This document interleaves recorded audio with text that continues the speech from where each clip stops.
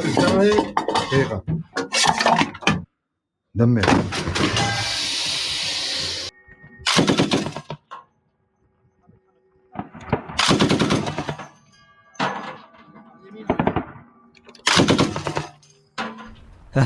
It's been a long time since I last made a video about the Soviet T-54 tank. In fact, the last time was probably around the same time my soul finally died and I realized happiness is just a government conspiracy to sell antidepressants. Anyways, let's look at this thing they call a tank. I think it's not a secret that there were several different versions of the T-54 tank.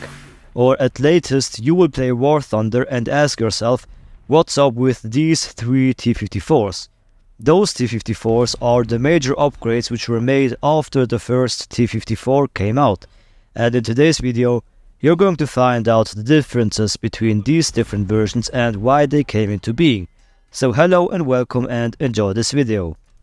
The first model of the T-54 was the T-54 from 1947, short T-54-1.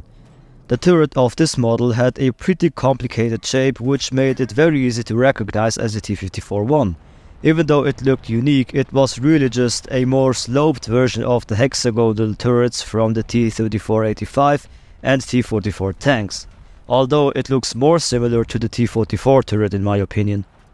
The back of the turret was shortened, which left less room for ammo and life choices, and it had a wedge shape with a big bevel on the lower half which created a shot trap. These bevels were added to make sure the driver could still stick his head out of the hatch or get out, no matter which way the turret was turned. However, logically, the gun barrel could still be an obstacle. Just like the turrets on the T-44 and T-34-85, the design of the T-54-1 kept the usual heavy semicircular mantlet where the gun sight and coaxial machine gun were mounted. The gun mantlet's thickness reached up to 200 mm at its thickest point. The turret cheeks were thinner but angled at a higher degree, which made them stronger overall. The turret's shape was better for protection than earlier versions, but the big shot traps around the turret ring were seen as a serious weak spot. Besides that, the good angling of the turret's side cheeks and the rounded gun shield gave pretty decent protection. The turret ring, however, was covered by thin armor, just like on the T-44 turret. But, like the T-44, the turret ring was shorter and less exposed compared to the T-34-85 turret. Even though the front of the turret was a lot stronger than earlier medium tank turrets, it still wasn't as tough as the front of the hull. That's because the hull had thicker armor and a steeper slope. The shot traps at the front and back of the turret also weakened the tank's overall protection. To fix the problems with the T-54-1 turret, the design team at plant number 183 came up with a new turret in 1948, which had an egg-shaped design and got rid of the front bevel. This new shape made the turret lighter and offered better protection from all sides. However, the rear bevel shot trap was still there, but it got a lot stronger. The height of the bevel was lowered and they added an armored collar around the back to protect the turret ring from direct hits and to stop ricochets from hitting it. In 1949, the updated T-54-2 or T-54 model 1949 went into production with the new turret. The thickness of the upper front hull armor was reduced to 100 mm and the side armor was cut down to 80 mm, just thick enough to stop a tank round if the universe decides to take pity on you. Even though the front armor was thinner, it still gave enough protection. With 100 mm of armor sloped at 60 degrees, the upper glacis was as thick as the IS-2 model 1944, but the big difference was that the T-54 used rolled homogeneous armor instead of high hardness cast steel. Because of this, the T-54's upper glacis could stop the 8.8 cm Panzergranate 39 round from a PaK-43 or KWK-43 gun at close range, while the IS-2 model 1944 could only handle that round from more than 450 meters away. A Soviet study looked at how much armor was needed to stop an 8.8 cm pansargranat 943 armor-piercing shell fired from an L-71K WK-43 or PAK-43 gun. They found that the shell would need to hit at a speed of 1090 meters per second to have a 20% chance of fully penetrating 100 millimeters of RHA, sloped at 60 degrees. Since the shell's usual speed is 1000 meters per second, there was a 0% chance it could penetrate at that speed. To penetrate 120 millimeters of RHA, sloped at 60 degrees, the shell would need to hit at 1160 meters per second. Along with the thinner hull armor, another big change was the switch to a new turret design which had a narrow gun embrasure instead of the usual gun mantlet. The embrasure was only 400 millimeters wide. The base of the gun barrel was protected by a simple gun mask which mainly defended against artillery fragments and heavy machine gun fire. The gun mask also stopped fragments or bullets from getting stuck between the gun breech and the turret, which could mess up the gun's ability to move up and down. The gun mask was attached to an armored plate at the front of the gun breech with 4 large bolts. The gun mask protects the gun breech from direct hits and bullet ricochets or splatter at any elevation angle. However, when the gun is raised at a high angle, the lower part of the gun mask lifts above the base of the turret, which leaves a visible gap. This gap can be big enough for small caliber shells to get through, but an internal sloped armor plate inside stops any direct damage to the gun breech or turret ring. When the gun is level, the armored plate sits right behind the base of the turret, as shown in this drawing.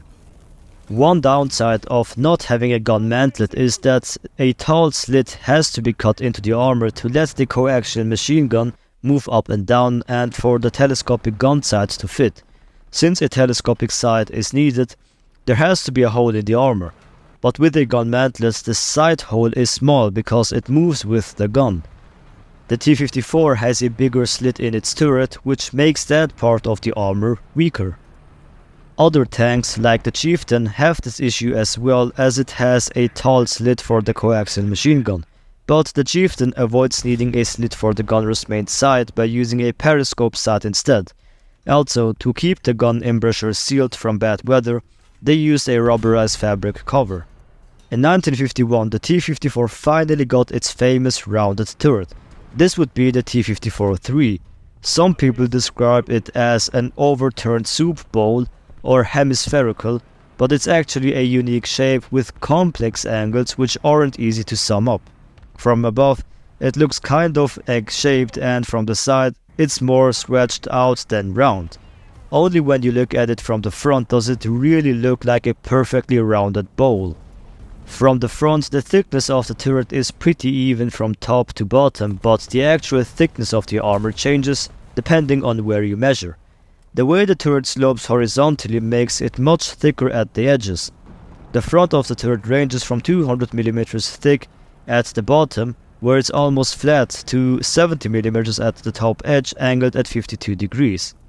The sides are 160 mm thick at the bottom, but get thinner down to 115 mm at the top, where the angle is 45 degrees.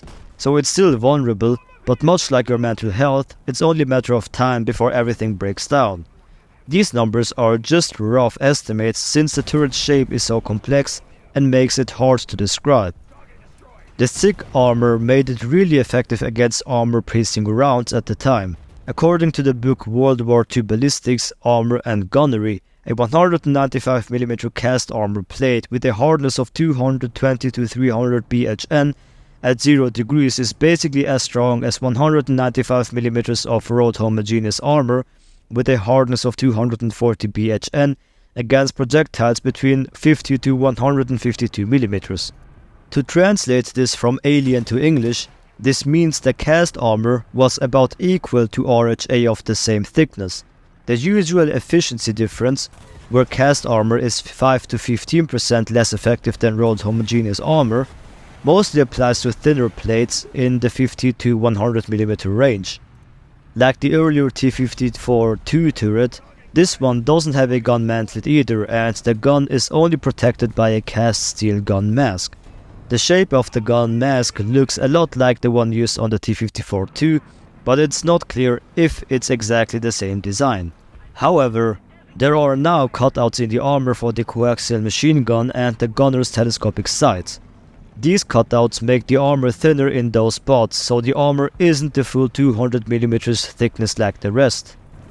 You can see the cutouts in the drawing, and the cutout for the coaxial machine gun is clear in this image.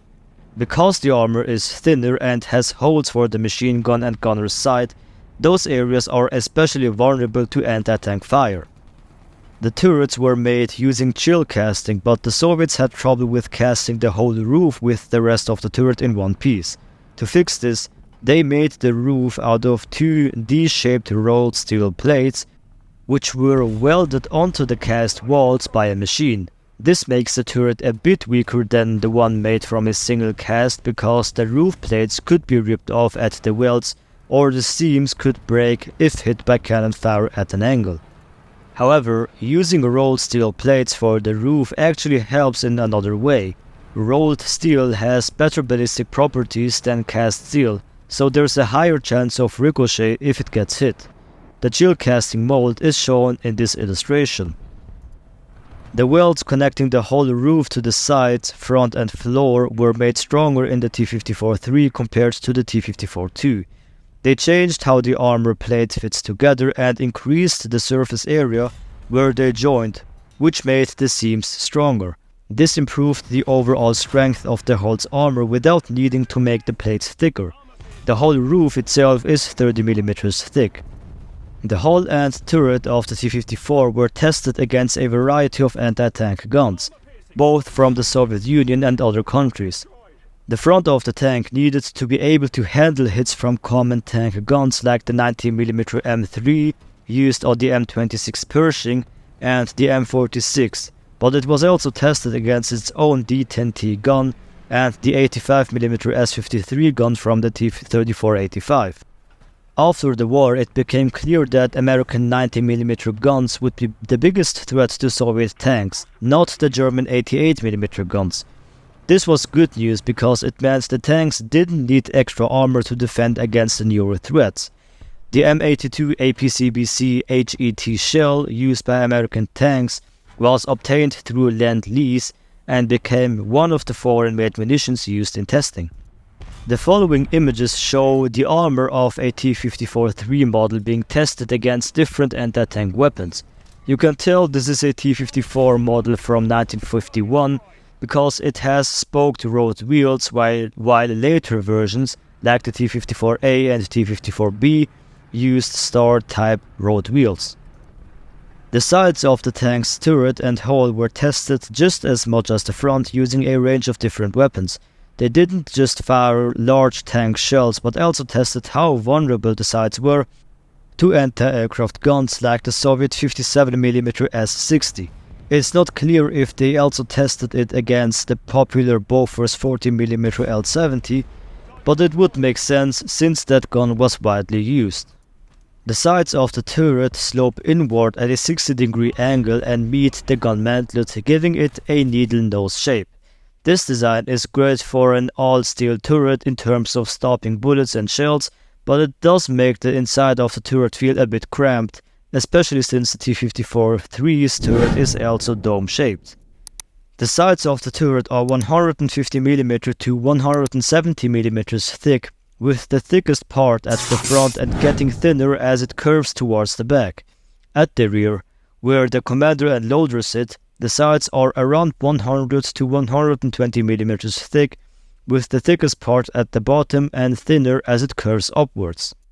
If you look closely at the turret wall behind the gunner's primary sight, you can clearly see how the turret starts sloping right after the sights opening.